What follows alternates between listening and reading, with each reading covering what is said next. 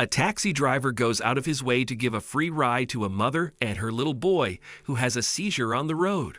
A tear-jerking revelation awaits him when he accidentally meets the boy in a cab 18 years later. Before we continue, please take some time to subscribe to Dailydose, like and share this video with your friends. It might brighten their day and inspire them to do good. Also keep watching because an important lesson awaits at the end of the video. It had been a long, tiring day because Carl had driven for 12 hours without a break. He loved his job, but at the same time, he had to rest. He'd been picking up and dropping off passengers the whole day. The 48-year-old taxi driver wanted to get home soon and unwind, but a stranger waved at him to stop. Carl, who was devoted to his work, did not turn away and drove toward the man. "I need to get to the hospital. My wife and I are expecting our child today," said the man.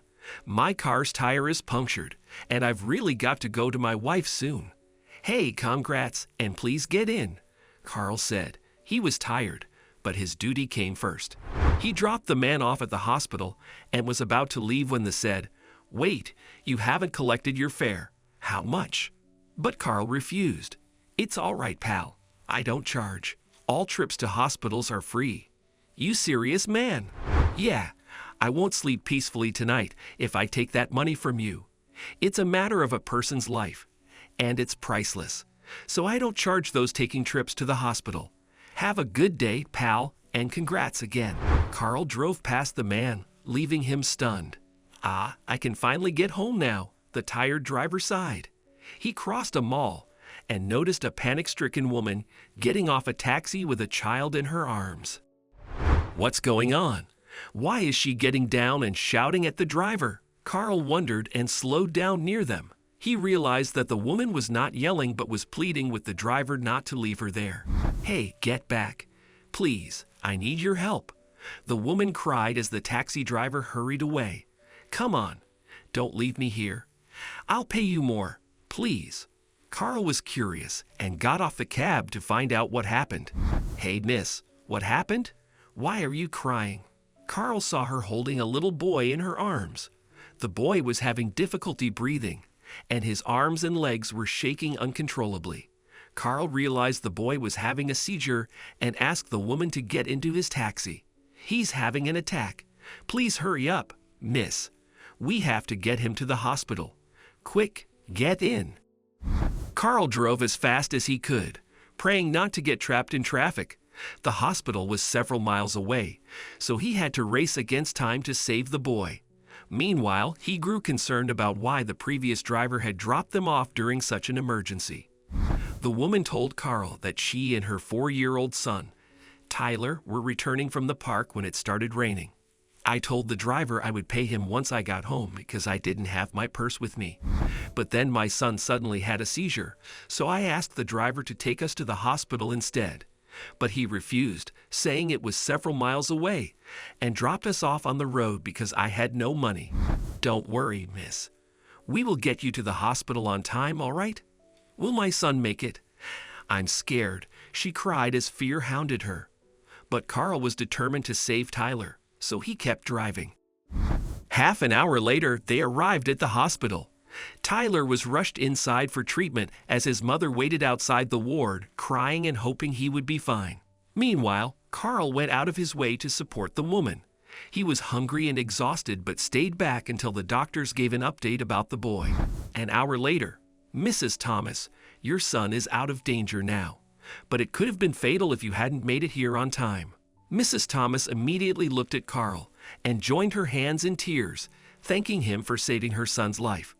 "My son owes you his life. Thank you so much." Tears rose from Carl's eyes. He was glad Tyler was out of danger. Later, he dropped them off at home, and when Mrs. Thomas came out to pay him, he refused. "I have a policy.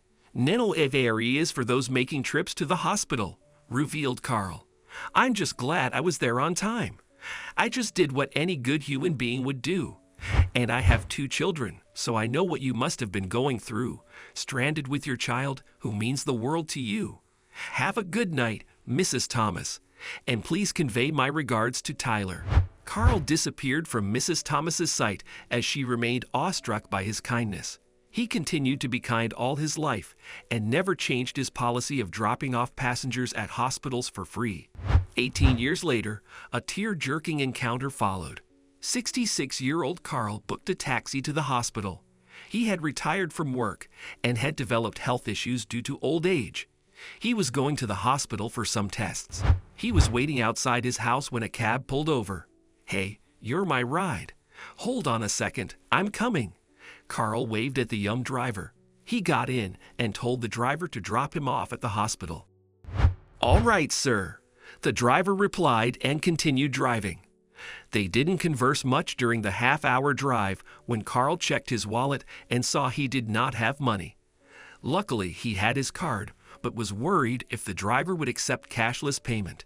"Hey, I forgot to bring my cash. Do you accept cards?" He broke the silence, only to be moved to tears by the young driver's reply. "Sir, you don't have to pay me. All the trips I make to the hospital are free." Carl was stunned. Free trips to the hospital? But why?